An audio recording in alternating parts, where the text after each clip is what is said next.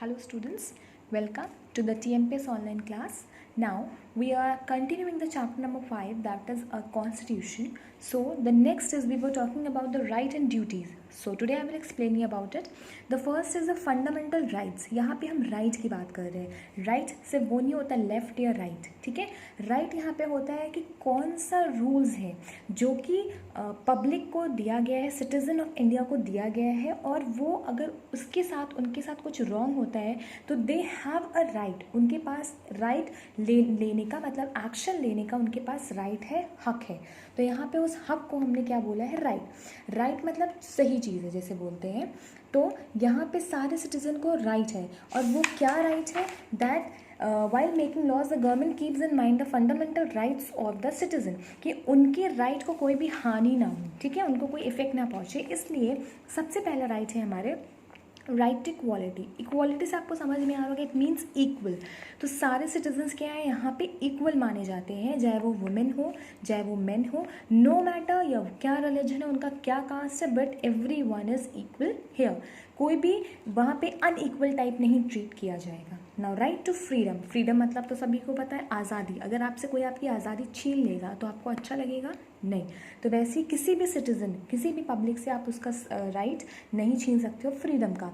उसको अगर जो भी बोलना है he can speak it, express करना है एक्सप्रेस कर सकता है. जो भी व्यू है, कहीं भी जाना है, कहीं भी रहना है तो उसके पास वो जा सकता है, लेकिन लॉफुली. ये नहीं कि इलीगली आप कहीं भी चले जा रहे हो. फ्रीडम का मतलब ये नहीं कि आप कहीं गलत काम करने लगो. फ्रीडम में सही तरीके से आपके पास पासपोर्ट या वीज़ा होना चाहिए. Right against exploitation. एक्सप्लॉयटेशन मतलब बर्बाद.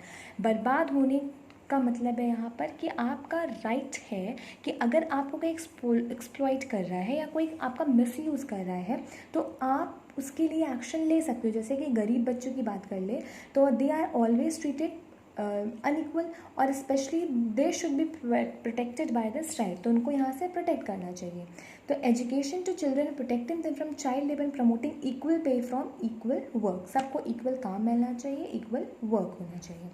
Right to freedom of religion. अब रिलीजन की बात हुई, इसका मतलब क्या है, जैसे मैंने अभी पहले बताया कि आपके पास राइट है कि आपको जो रिलीजन चूज़ करना है आप चूज़ कर सकते हैं. It is overall above you.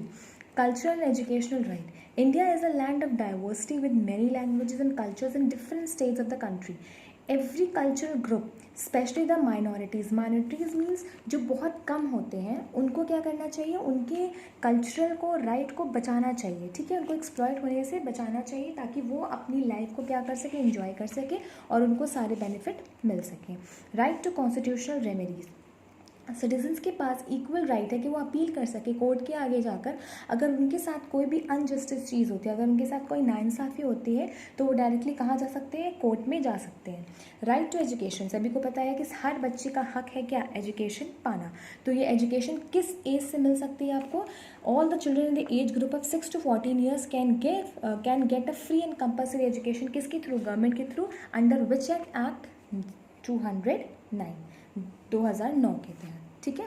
अब ये हो गई राइट के बाद कि सिटीजन्स को राइट क्या मिलते हैं. अब ड्यूटी जो हर एक सिटीजन्स को फॉलो करना है इंडिया के, पहला है सारे लोग को किसका रिस्पेक्ट करना है, as I told you in the beginning, constitution का, and obey the laws of a country. अगर आप अपनी कंट्री का ही लॉ नहीं फॉलो करोगे तो आप कैसे सिटीजन कहलाओगे. और हमें नेशनल फ्लैग का, नेशनल एंथम का क्या करना चाहिए, रिस्पेक्ट करना चाहिए. जैसे कि नेशनल एंथम हो रहा है तो आप उस वक्त क्या करोगे, just stand straight. We must value and preserve the rich heritage of a composite culture. हमें अपनी हेरिटेज को क्या करना है, बचाना है.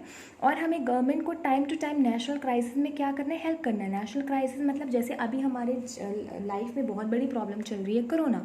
तो कोरोना के लिए गवर्नमेंट ने क्या किया है, सबसे हेल्प मांगी. तो सारे लोगों ने जिसके पास पैसा था उन्होंने गवर्नमेंट को पैसा दिया ताकि क्या कर सके, गवर्नमेंट की भी हेल्प कर सके. We must safeguard public property, not damage it. ये नहीं कि पब्लिक प्रॉपर्टी तो हम उसको तोड़ते हुए फिरे. हर एक चीज़ को हमें क्या करना है, प्रोटेक्ट करना है. और हमें कैसे रहना है, we should live in harmony and with brotherhood. हमें आपस में मिलजुल के रहना चाहिए. ये नहीं कि तुम यहाँ नहीं कर सकते, तुम यहाँ नहीं वो कर सकते. सबका इक्वल राइट है और सारे सिटीजन्स को हमें क्या करना है, फॉलो करना है इक्वली. और हमें नॉन वायलेंस हमेशा क्या करना चाहिए, फॉलो करना चाहिए. ये नहीं कि लड़ाई करें हम लोग. और सभी को प्रोटेक्ट करना चाहिए, प्रिजर्व करना चाहिए अपना एनवायरनमेंट, जो कि हमारी सराउंडिंग है, जो कि बहुत ज़रूरी है, नीट एंड क्लीन होना. ये हो गई हमारी ड्यूटीज़ जो कि पब्लिक को फॉलो करनी है, ठीक है। अभी हम directly principle of state policy follow कर रहे हैं, जो कि स्टेट फॉलो करेगी किसके लिए, for the benefit of the people. तो गवर्नमेंट को क्या करना है, प्रमोट करना है वेलफेयर ऑफ द पीपल, जितना से ज़्यादा हो सके जनता का क्या करे, भला करे। गवर्नमेंट मेंटेन करे सोशल ऑर्डर और through social economic and political justice, मतलब कि वहाँ पे आपस में सहमति होना चाहिए, हर एक चीज़ भी कोई भी डिसीजन आ रहा है तो वहाँ पे सहमति क्या होना चाहिए, होनी चाहिए। And government should try to remove economic stability, ये नहीं कि एक कंट्री में ज़्यादा हो रहा है, एक दूसरे कंट्री में स्टेट में ज़्यादा रिच हो रहा है, कोई गरीब हो रहा है, तो हर जगह क्या करना है, मेंटेन करना है equality.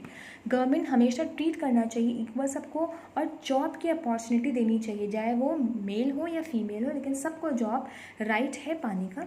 Government should create provision for free and compulsory education, जैसे कि मैंने बताया 2009 एक्ट में फ्री एजुकेशन गवर्नमेंट प्रोवाइड कराती है, तो गवर्नमेंट को क्या करना चाहिए और ज़्यादा से ज़्यादा फ्री एजुकेशन प्रोवाइड करानी चाहिए।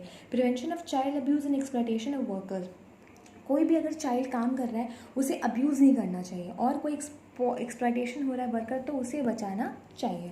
Assistance to the needy including unemployed, अगर कोई आदमी असिस्टेंस उसको हेल्प देनी चाहिए, अगर जैसे कोई नीडी इंसान है, कोई ज़रूरतमंद है, तो उसे हमें क्या करना चाहिए, एम्प्लॉयमेंट देनी चाहिए, उससे बीमार है तो हमें उसकी हेल्प करनी चाहिए। जैसे अगर आपके सामने कोई पुअर बेगर है तो आप उसको क्या करोगे, हेल्प करोगे, पैसा दोगे, तो like that we have to help everyone. Preservation of the environment by safeguarding forest and wildlife, सबसे ज़्यादा इंपॉर्टेंट है हमारा wildlife and forest. Forest environment में आता है, फॉरेस्ट नहीं होंगे, प्लांट नहीं होंगे, ट्रीज़ नहीं होंगे तो वी कांट ब्रीथ, हम लोग को तो सांस लेना बहुत इम्पॉसिबल है।